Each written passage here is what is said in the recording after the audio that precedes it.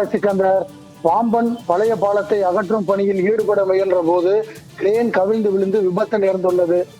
ராமேஸ்வரம் தீவை மண்டபம் நிலப்பரப்புடன் இணைக்கும் நூற்றாண்டு கடந்த ஆங்கிலேயர் காலத்தில் அமைக்கப்பட்ட பழைய ரயில் பாலத்தை புதிய ரயில் பாலம் தற்போது அங்கு அமைக்கப்பட்டிருப்பதால் பழைய ரயில் பாலத்தை அகற்றுவதற்காக ரயில்வே நிர்வாகம் முடிவு செய்து இதற்காக தனியார் நிறுவனம் ஒன்றுக்கு டெண்டர் விடப்பட்டுள்ளது. அதற்கான பூமி பூஜை கடந்த 21ஆம் தேதி நடைபெற்றது.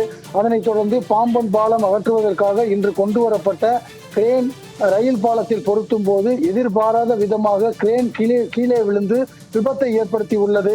நல்வாய்ப்பாக புதிய ரயில் பாலம் பகுதியில் கவிழாமல் பழைய ரயில் பால பகுதியில் கவிழ்ந்ததால் மிகப்பெரிய சேதம் தவிர்க்கப்பட்டுள்ளது.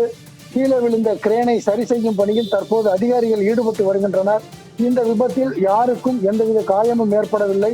தொடர்ந்து அந்த கிரேனை சரி செய்து மீண்டும் பாம்பன் பாலத்தை அகற்றும் பணியில் ஈடுபட ரயில்வே அதிகாரிகள் நடவடிக்கை எடுத்து வருகின்றனர். சிக்கந்தர், உங்களுடைய விரிவான தகவல்களுக்கு நன்றி ரகு.